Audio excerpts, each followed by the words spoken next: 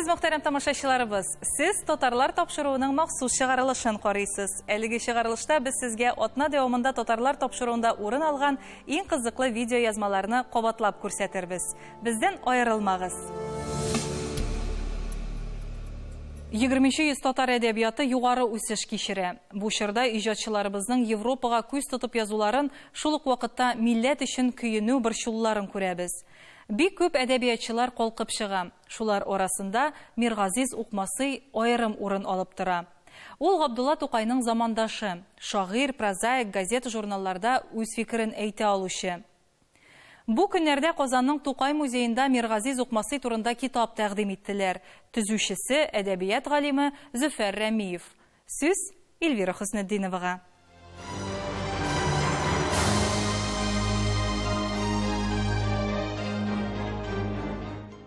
Тәфкилев фамилиясендәге Шәрикә исемендә бер кыз бала, Уфа итсәбеннән бер яшь егетенә мәхәббәт баглана. Миргазиз Укмасыйның Тәфкилев кию тарихы дигән язмасыннан өзек укыйлар. Төрле көйләргә аңлатма язып калдырган ул. Халык иҗаты әсәрләрен җыйган. Үз вакытында Габдулла Тукай, Каюм Насыйри, Фатих Әмирхан, Мәҗит Гафури кебек шәхесләр белән очраша. Бу хакта истәлекләре дә яңа китапка кертелгән. 1994 елларда миңа куштылар институт планы буенча 20-нче гасыр башы татар шагыйрьләре әсәрләреннән бер җыентык әсәргә җыярга.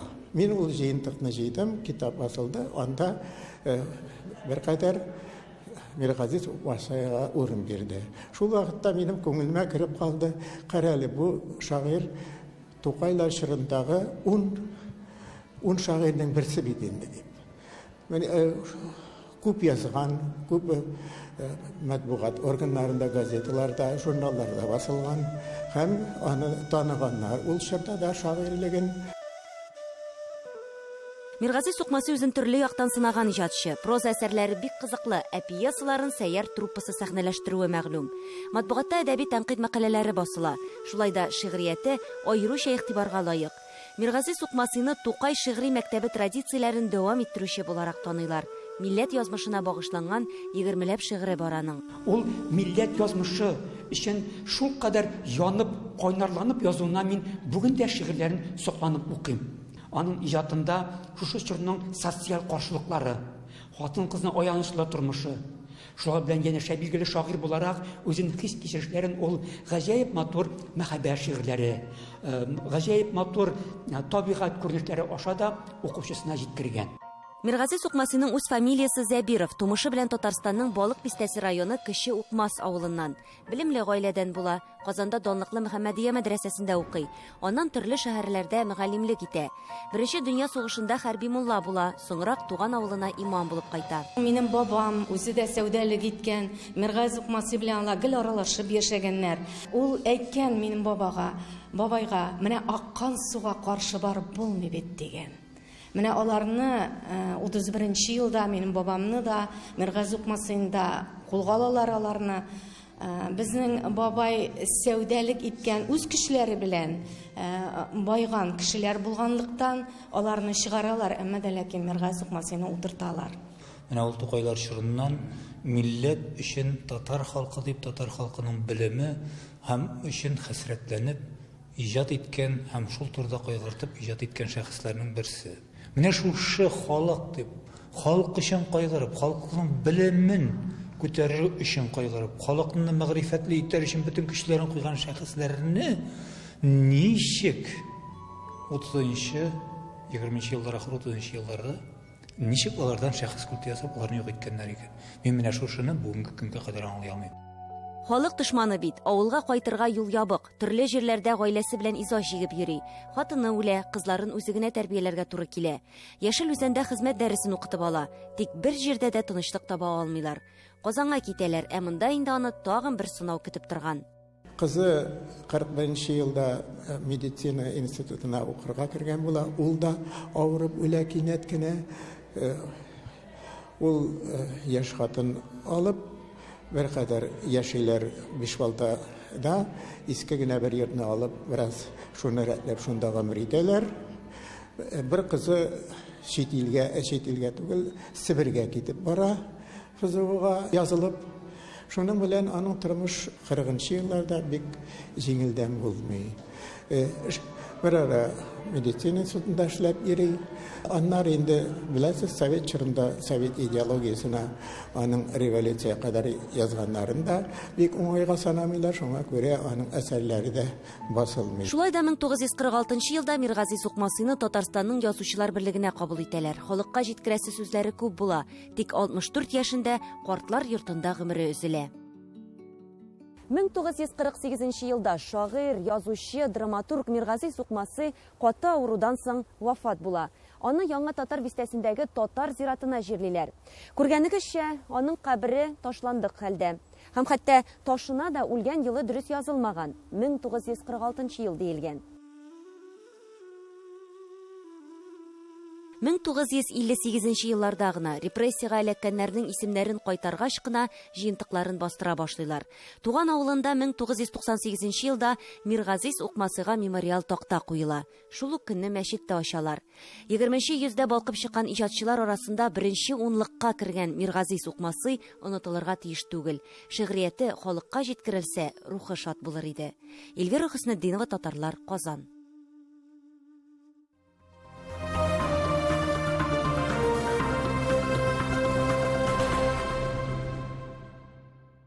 Хәрби хезмәтне үтәү һәр ир-атның ил алдындагы бурычы. Татарстан егетләре бүген Россиянең төрле якларында сибелгән. Аларның бер өлеше Сарытау өлкәсе хәрби частендә хезмәт итә. Биредә Орча районы егетләре дә бар. Алар өчен Орча районы җитәкчелеге махсус чара әзерләде. Делегация белән егетләр янына килеп, татар милли ашлары бәйрәме оештырдылар. Вакыйга урыныннан хәбәрчебез Ләйсән Хаҗиева.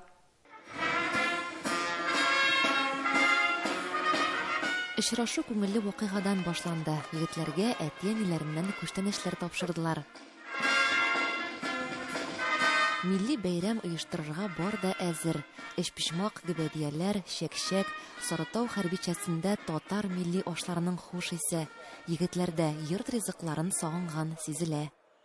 Без инде үзебезнең Орча һәм районнары хакимияте исеменнән үзебезнең якташ егетләребезне Орча һәм армия сафына алган егетләребезне хәлен белергә килдек һәм инде шушы чәстә без бүген киң национальный татарский күпчелектән проект белән сезгә бәйрәм үткәрәбез.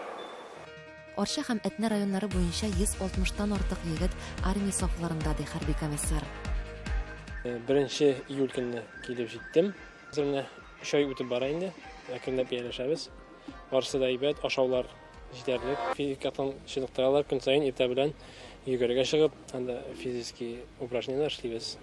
Бүгенге бәйрәм миңа бик ошады. Мин шушы Орчадан якташларны күрү минем өчен бик күңелле. Беренче тойгылар ул өйне сагыну. Әниләрнең, дусларның барысының да кадерен беләсең.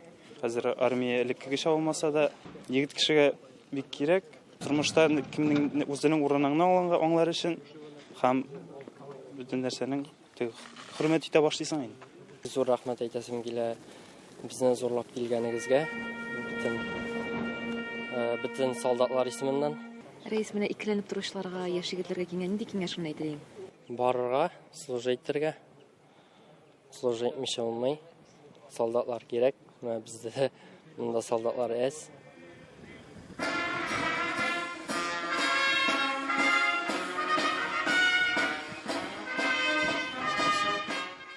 Хәрби частьта хәзер намаз бүлмәсендә булачак.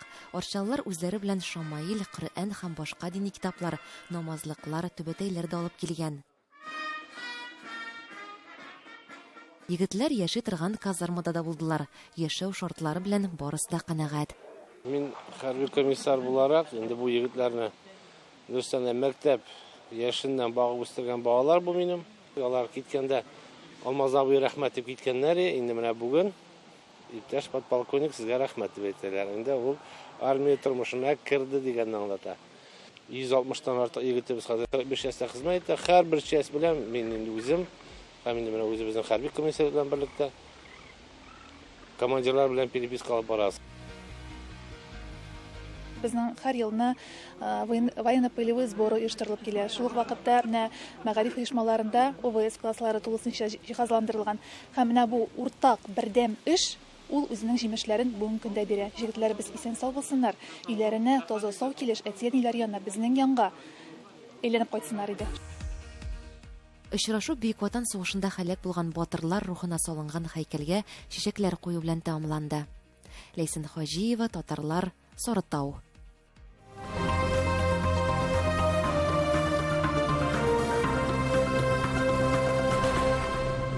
Ульяновскийның бер төркем татар эшмәкәрләре һәм җирле мөхтәрият әгъзалары үзара тәҗрибә уртаклашу һәм якыннан танышу өчен республикабызның Апас районында булып кайттылар. Семберләрнең бу беренче генә эшлекле сәяхәте түгел. Узган ел алар Пенза, Самар өлкәләрендә, Мордовия һәм Чуашстан республикаларында булдылар. Анда эшмәкәрлек белән кәсеп итүче татар авылларында хәләл ризык җитештерү, фермер хуҗалыкларын һәм гаилә фермаларын оештыру эшчәнлеге белән танышып кайттылар. Теманы үз хәбәрчебез Рамис Сафин дәвам итәр. Килгән кунакларны район үзәгендәге төбәк тарихи музее янында тальян гармуннарда уйнап каршы алганнан соң, музей мөдире Рамис абый Нугманов кыска гына вакыт аралыгында семберләрне район тарихы, аның үткәне һәм бүгенгесе, моннан чыккан танылган шәхесләр белән таныштырды. Делегация составында табиблар, шәхси клиника җитәкчеләре дә булганлыктан, программага районда эшләүче хастаханәләр эшчәнлеге белән дә якыннан таныштыру кергән иде. Бу тармакта беренче тукталыш район үзәгендә әле яңа гына ачылган стоматология бүлеге булса, икенчесе Урта Балтай авылындагы табиблык амбулаториясе иде. Балтайда участок больницасы узган гасырның 60-нчы елларында эшли башлый. Ә монысы инде заман таләпләренә җавап бирерлек итеп яңарталар, җиһазлыйлар. Аның беренче катында көндезге стационар булса, икенчесендә өлкәннәр өчен дәвалану бүлеге урнашкан. Мин бүген моннан зур тәэсир белән китәм. Нинди хәбәрне килә икән, алар белән сөйләштем, караштым. Вачыларны тоже үземә аларны алга таба. Урта Балтайның мәдәният йортында быел зур үзгәрешләр кичергән. Моннан 30 ел элек салынган мәдәният йорты капиталь төзекләндерелә. Хәзер бер түбә астында 250 урынлык тамаша залы, музей, китапхана һәм спорт белән шөгыльләнү бүлмәләре урын алган. Бу эшләргә республика бюджетыннан 20 миллион сумга якын акча тотылган. Гомумән, Апас районындагы төзелешләргә, капиталь төзекләндерүгә быел 750 миллион сум акча каралган. Бу эшләр Апас район үзәгендә түгел, авылларда керә ул эшләргә безнең бу инде мәктәпләребез капремонттан соң бу елны ачылдылар. 1 сентябрьгә һәр ничә мәктәп ясадык, бөтенесе мебельләштерделәр. Бүгенге көндә Татарстанда төрле тармаклар буенча 55 республика программасы эшли. Апасның район мәдәният йорты да авыл мәдәният йортлары дигән махсус программа кысаларында төзекләндерелгән. Әле яңа гына HD форматындагы кинотеатрда җайлап куйганнар. Чагыштырып караганда без күп мәҗлеләрдә булдык, йөрдек. Мондый нәрсәләрне күргән юк, конечно. Именно авыл төбендә шундый яхшы урыннар бик тә яхшы. Апаста үҗәт, тырыш һәм булдыклы халык яши. Шундыйларның берсен без Дәвиш авылында күрдек. Ул Найла һәм Азат Әхмәдиевлар гаиләсе. Алар моннан берничә ел элек бәләкәй генә мәйданда җир алып, кыяр үстерү белән шөгыльләнә башлыйлар. Бүген алар карамагындагы бу басуларда укроп, кинза, петрушка кебек дистәгә якын яшел тәмләткечләр, кабаклар үстерелә. Ташлап чыгып китәрсе көннәр дә күп булды. Әмма ләкин төздек. Җиңел генә сразу бирелми. Шуңа күрә хәзер быелгы көндә без Аллага шөкер канәгать, эшебезгә дә канәгать, җир бер энергия дә бирә ул. Финанс яктан да бәрәкәтле була, шуңа күрә тырышып эшләсәң була. Дөресен генә әйткәндә, ачык һавада бу кадәр зур мәйданнарда яшел тәмләткечләр үстерүче хуҗалыклар әле бармак белән генә санарлык. Авыл җирендә яшәүче күп кешегә хезмәт урыннары белән тәэмин итәләр. Әмма монысы инде Апастан Лилия Зайнуллина гаиләсенең кыяр, помидор, чәчәкләр үстерү белән шөгыльләнүче теплицасы. 2008 елда 13 суты җирдән башланган эш бүген дистәләгән гектарда алып барыла. Бер юлы ТНВ каналында татарлар тапшыруында бер эшмәкәрнең теплица белән заниматься иткәнен күрсәттеләр. Ул кыш иде, кыш уртасында ямь-яшел кыярлар үсеп утыра һәм анда умарталар очып йөри. Менә шуннан соң миндә ниндидер кызыксыну уянды һәм берничә ел шулай төрле җирләргә барып тепличный комбинатларны карап йөрдек. Һөнәр буенча татар теле укытучысы булган Лилияның хуҗалыгында бүген сезон вакытында 45 кеше эшли. Хезмәт хакы уртача 28 мең сум. Сүздә юк, район үзәгенә түгел, авыллары да гаҗәеп тә зур үзгәрешләр кичергән, үскән, матурланган. Район үзәгенең кайсы гына ягына күз салсаң да, анда төзелеш бара, юллар салына. Яхшы матур урыннар булдык. Яхшы урыннар, яхшы ошады, бик яхшы яшьләр монда, яшьләр яхшы күп. Авыллар гөрләп тора. Авылларда байтак эш, фәнни сүз әйтсәк, самообложение хисабына эшләнә икән. 18 яшьлек кеше яши торган безнең җирлектәрдә шул билгеләгән референдумда билгеләп үткән сумманы, шул сумманы һәрберсе тапшыралар авыл советларына. Ул специальный счетка казначейство киреп утыра һәм монардан соң ул республика безгә өстәмә 4 сумны өстәп бирә. Һәрбер 1 сумга 4 сум исти. Районда үз эшен оештырып, яңа эш урыннары булдыручылар байтак. Димәк, шәхси эшеңне башларга шартлар да тудырылган, мөмкинлекләр дә җитәрлек. Татарстанның Апас районыннан Рамис Сафин, татарлар. Алар икесе бер бөтен, аерылгысыз. Тормышта гына түгел, иҗатта да. Сүзебез Асия һәм Васим Әхмәтшиннар турында.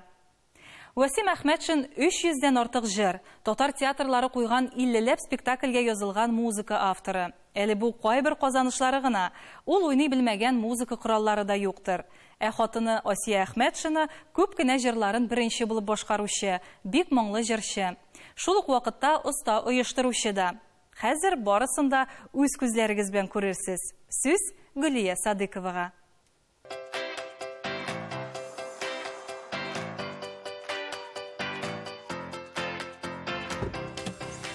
Казанның Шамил Усманов урамы 9-нчы йорт бинасыннан, ягъни инде ТНВ урнашкан бинадан без тагын Шамил Усманов урамы 30-нчы йорт адресы буенча килдек. Әлбәттә, монсы Казанда түгел, ә Чаллы шәһәрендә. Нәкъ менә шушы йортта музыкаль гаилә Асия һәм Васим Әхмәтшиннар яши. Ташлар басты безне.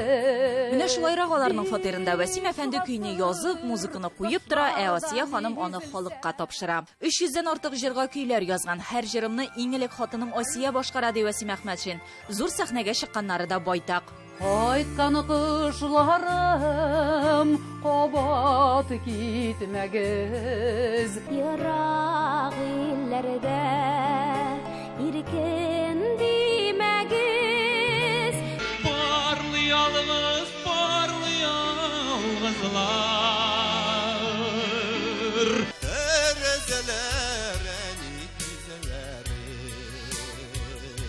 Асия Әхмәтшин Минзәлә районы кызы, ә Васим Әхмәтшин Сарман егете. Минзәләдән Сарманга кунакка килгән идем. Шунда танышып кавыштык, ди Асия Әхмәтшина. Бергә гомер итә башлауларына инде 50 ел. Икесе дә иҗади гаиләдә үскәннәр. Асия Әхмәтшина кичкенәдән җырлый, Алабуга мәдәни агарту училищесын тәмамлаган. Ә Васим Әхмәтшинга килсәк, без Сарманның үзендә бердән-бер дип әйтим инде музыкаль гаилә идек. Әти скрипкада уйныйдыр, әни гитарада.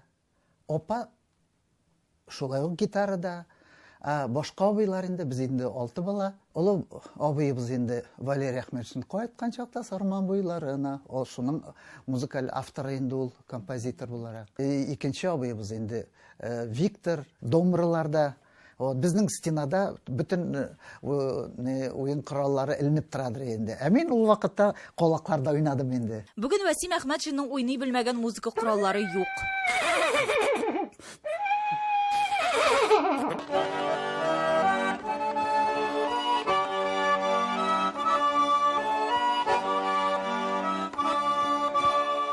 Уйнап кына калмый, уен коралларын көйли, төзекләндерә дә әле ул. Мин төзәткән гармуннар, мин төзәтәчәк гармуннар булары.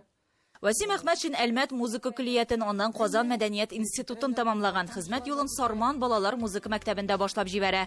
1973-1976 елларда гаиләсе белән Минзәләгә күчеп киләләр. Икесе дә зур иҗат дөньясында кайный башлыйлар. Без анда конкурслар ясадык. Бүтән район конкурслары, талантларны эзләп табырга тырыштык һәм без аларны таптык. Шулай итеп без оештырдык халык уен кораллары ансамбле. И Сабантуй иртәсе дигән музыкаль композиция ясап, без аны алпардык Казанга, язылдык һәм ул бүгенге көнгә чаклы алтын фондта саклана. Минзәләдә без театр белән бергә эшләдек. Шул хәтле иҗатка бирелгән булганбыз, хәтта улыбызны үзебез балалар бакчасыннан елына нибары 19 тапкыр гына алганбыз, ди алар хатирәләрен яңартып. Бәлки Минзәләдә төпләнгән дә булыр идек, ди Әхмәтшиннар. Фатир бирелми. Ул мәсьәләне чишүгә бары тик Мамадыш районына күчеп китеп кенә ирешәләр. Биредә Васим әфәнде балалар музыка мәктәбенә укытучы булып урнаша, ә Асия ханым клуб мөдире итеп билгеләнә. Әхмәтшиннар тарафыннан данлыклы Нухрат вокаль-инструменталь ансамбленә нигез салына. Мамадыш безне якты йөз белән каршы алды, ди алар. Ансамбль ансамбль өчен кирәк җиһазлар да алына, райком комсомолы костюмнар тектерергә акчаны үзе бирә. Артистларга килгәндә алар төрле һөнәр кешеләре, соңрак профессионаллар да килеп кушыла. Дөнья гиздегенде Болгарияга бардык. Мәскәү телевидениесына барырга туры килде. Аннан соң Тюмень өлкәсе буенча рельс биткәнче агит поезд цикавылы кысайым. Молодогвардеец дигән поезд белән бер ай гастрольдә йөрдек. Ханты-Мансийский округ барып, рельс биткәч борылып кайттык инде сонда. Көненә 3 концерт.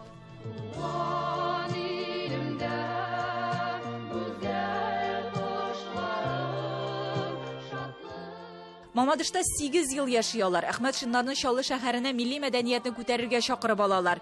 Васим Әхмәт Шин 3-нче балалар музыка мәктәбендә укытучы булып эшли. 1999-2000 елларда 13-нче Татар сәнгать мәктәбе директоры, аннан Тукай районындагы 3-нче музыка мәктәбендә җитәкче була.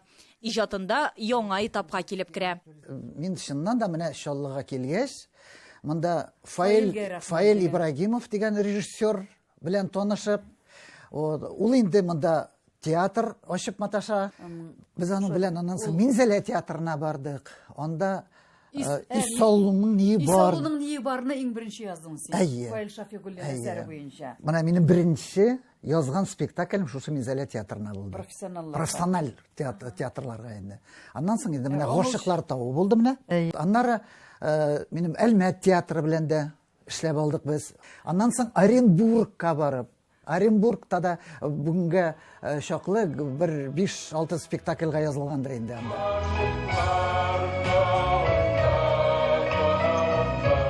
Васим Әхмәт Шин татарчада яхшы бел дәреслеге өчен фоны хрестоматия төзүче төркем җитәкчесе дә була. Асия Әхмәт Шин режиссеры. Әлеге хезмәтне 5 ел дәвамында башкарып чыгалар. Хәзер инде икесе дә лаеклы ялда, ләкин иҗаттан туктап торган юк диялар. Васим Әхмәт Шин 70 яшьлек юбилеена әзерләнә. 350ләп җыры тупланган китабын бастырырга ниятли. Менә хәзер 3 оныгыбыз бар, тагыймы, Казанда яшәп яталар. Без аларны рәхәтләнеп барып сөеп кайтабыз. Менә бер эшебез безнең бар һәр вакыт. 2 ул тәрбияләп үстергән алар. Олы уллары Эдуард Америкада саксофончы, хәзер Хьюстон джаз оркестрында уйный. Кешеләре Айдар да музыкант, композитор. Буыннар чылбыры дәвам итә. Гөлия Садыкова, Татарлар, Чаллы шәһәре. Бүгенгә сезнең белән сау булашабыз. Киләсе атнада да татарлар тапшыруын карамыйча калмагыз. Исән-имин яшәгез.